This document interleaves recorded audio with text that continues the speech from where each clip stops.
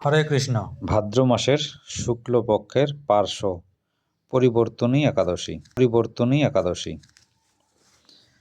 পার্শ্ব পরিবর্তনী একাদশীর মাহাত্ম্য। ব্রহ্ম বৈবর্ত পুরাণে ভাদ্র মাসের শুক্লপক্ষের পার্শ্ব একাদশী মাহাত্ম্য যুধিষ্ঠির শ্রীকৃষ্ণ সংবাদে এই রকম বলা হয়েছে। যুধিষ্ঠির মহারাজ জিজ্ঞাসা করলেন, হে কৃষ্ণ, ভাদ্র মাসের শুক্লপক্ষের একাদশীর নাম কি? এই ব্রত পালনের বিধি কি এবং ব্রত পালনেই বা কি পুণ্য লাভ হয়? উত্তরে শ্রীকৃষ্ণ বললেন, হে ধর্মরাজ, মহা পুণ্যপ্রদা, সমস্ত পাপ হরিণী এবং মুক্তিদায়িনী এই একাদশী বাষ্পেয় যজ্ঞ থেকেও বেশি ফল দান করে। যে ব্যক্তি এই তিথিতে ভক্তি সহকারে ভগবান বামনদেবের পূজা করেন তিনি ত্রিলোকে পূজিত হন। পদ্মফুলে পদ্মলোচন শ্রী বিষ্ণুর অর্চনকারী বিষ্ণুলোক প্রাপ্ত হন। সাহিত ভগবান এই তিথিতে পার্শ্ব পরিবর্তন করেন, তাই এর নাম পার্শ্ব একাদশী বা পরিবর্তিনী একাদশী। যুধিষ্ঠির মহারাজ বললেন, হে জনার্দন, আপনার এ সকল কথা শুনেও আমার সন্দেহ পূর্ণরূপে দূর হয়নি।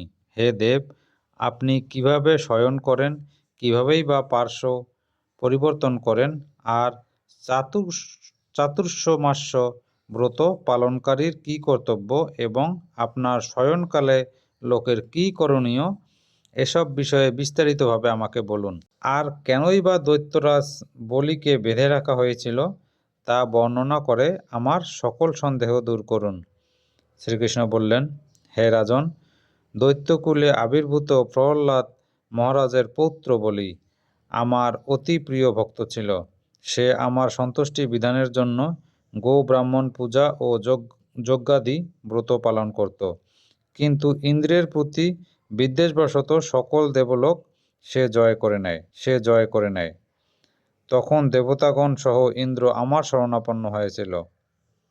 তাদের প্রার্থনায় আমি ব্রাহ্মণ বালক বেশে বামন রূপে বলি মহারাজের যজ্ঞস্থলে উপস্থিত হলাম। তার কাছে আমি ত্রিপাদ ভূমি মাত্র প্রার্থনা করেছিলাম। সেই তুচ্ছ বস্তু থেকে আরও শ্রেষ্ঠ কিছু সে আমাকে দিতে চাইলেও আমি কেবল ত্রিপাদ ভূমি গ্রহণেই স্থির থাকলাম। দৈত্যগুরু শুক্রাচার্য আমাকে ভগবান রূপে জানতে পেরে বলি মহারাজকে ওই দান দিতে নিষেধ করলেন, কিন্তু সত্যাশ্রয়ী বলি গুরুর নির্দেশ অমান্য করে আমাকে দান দিতে সংকল্প করল। তখন আমি এক পদে নিচের সপ্তলোক, আরেক পদে উপরের সপ্তভুবন অধিকার করে নিলাম। পুনরায় তৃতীয় পদের স্থান চাইলে সে তার মাথা পেতে দিল। আমি তার মস্তকে তৃতীয় পদ স্থাপন করলাম। তার আচরণে সন্তুষ্ট হয়ে আমি সর্বদা তার কাছে বাস করার প্রতিশ্রুতি দিলাম।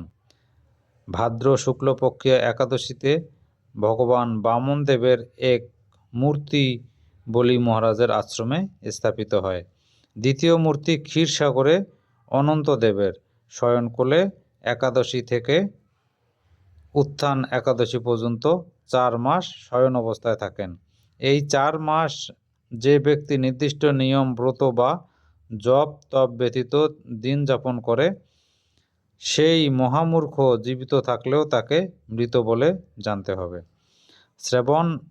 শ্রাবণ মাসে শাক, ভাদ্র মাসে দই, আশ্বিনে দুধ, কার্তিক মাসে মাসকলাই বর্জন করে এই 4 মাস শ্রীকৃষ্ণের আরাধনা করতে হয়। প্রতিটি একাদশী ব্রত যথাযথ পালন করতে হয়। সাহিত্য ভগবান পার্শ্ব পরিবর্তন করেন বলে এই একাদশী মহাপুণ্য ও সকল অভীষ্ট প্রদাতা। এই একাদশী ব্রত পালনে 1,000 অশ্বমেধ যজ্ঞের ফল পাওয়া যায়।